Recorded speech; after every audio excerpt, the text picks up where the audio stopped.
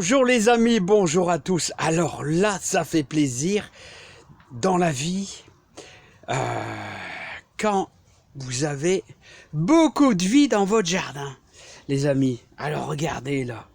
Alors je vais répondre à une question de Gaëtan qui me disait, regardez comment il est beau celui-là. Il est zébré. Il est zébré. Un super beau vert. Allez, redresse-toi. Redresse-toi. Regardez comment il est beau. Il est vraiment magnifique. Voilà. Alors, c'est là que vous voyez dans cette terre, comme quoi il y a énormément de vie. Et c'est là que vous l'obtenez justement en aérant votre serre, en débâchant, si vous le pouvez. Autrement, regardez, toute la nourriture. Alors, Gaëtan, tu me demandais, bah ouais, mais moi je suis en ville, j'ai ma petite serre, et on me l'a déjà posé à l'automne cette question. Comment est-ce que je peux faire pour toujours apporter du bon dans ma terre? Car avant d'avoir des beaux gros légumes, ce qu'il faut, c'est apporter de la nourriture à la terre. De la nourriture à la terre, c'est pas à la terre, mais c'est qu'il faut enrichir, fertiliser sa terre. Voilà, avec les végétaux morts. Alors tu me dis que tu fais du compost déjà, ce qui est déjà super, super bien. Que tu récupères tes feuilles, mais qu'est-ce qu'on peut mettre si on n'a pas de caca de poule, de pigeon, c'est quoi? Bah, c'est comme je l'ai déjà dit à l'automne. Je retrouve plus la vidéo, je peux pas te la mettre en lien, je ne la retrouve plus. Et bah écoute, je vais te présenter l'or brun. Et d'ailleurs, j'ai des amis super, Cyril et Anne-Sophie, qui m'ont donné quelques sacs. Alors voilà, regarde l'or brun. L'or brun, c'est ça. Alors c'est composé d'algues et de fumier très décomposé, tout simplement. Alors c'est vraiment super important. C'est vraiment super important. Alors comment tu fais? Tu travailles un petit peu ta terre. Alors tu mets tes feuilles au-dessus, ton compost au-dessus, et tu travailles un petit peu ta terre. Vraiment les 20 premiers centimètres, tu dois surtout pas aller chercher très profond. Tu peux travailler à la grenouillette ou comme tu veux, tu travailles comme tu veux. Chacun fait comme il veut. Voilà, donc moi j'ai mis, tu vois, énormément de feuilles et de fumier. Mais alors toi, je te conseille l'or brun, qui est ici, regarde, c'est vraiment comme, c'est un mélange de fumier. Alors je pourrais te dire la composition. Tu as des fumiers de bovin, de cheval, d'algues, de volaille. Alors comment tu vas faire?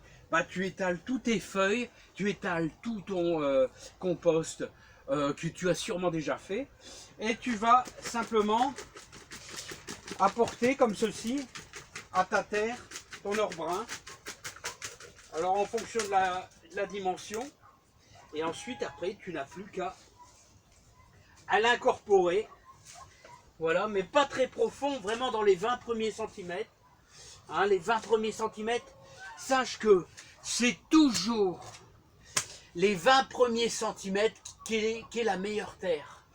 Si tu bêches trop profond, tu récupères une terre beaucoup plus faible, et donc tu enfouis vraiment très profond tout ce qui est bon. Alors, si bien même les tomates, les racines des tomates vont chercher en surface, c'est aussi dans les 10 premiers centimètres. Quand j'arrache mes pieds de tomates, mes vieux pieds de tomates, tu peux te rendre compte que la racine de tomate, elle part à l'horizontale, et c'est dans les 10 premiers centimètres. Voilà, et elle va chercher tout ce qui est bonne nourriture. Voilà, donc l'idéal, t'as ton compost, t'as tes feuilles, t'as tes herbes de tonte que tu fais à longueur d'année, voilà, que tu vas étaler sur ta serre. Et je te conseille ce fameux or brun que tu trouves dans les magasins verts. Alors c'est des sacs, tu vois, de 20 kilos, et qui pourraient te donner beaucoup de de bonnes choses, voilà, qui est transportable en voiture. C'est pas toujours évident, hein. C'est sûr que moi j'étale plusieurs mètres cubes de fumier de, de vache, et un petit peu de fumier de cheval aussi, mais c'est le prix à payer et d'apporter du bon, et c'est ça qui est super. Oh, quand tu vois ça, tu vois, quand tu vois que quand tu creuses et que tu as plein de vers de terre, et ben ça c'est un super bon signe que il y a de la, comment on appelle ça, il y a plein de micro-organismes qui sont à l'intérieur de ta terre et qui sont en train de décomposer tout ton fumier. Voilà, et ça sera vraiment un support de culture vraiment super pour tes tomates et pour d'autres légumes. Si voilà.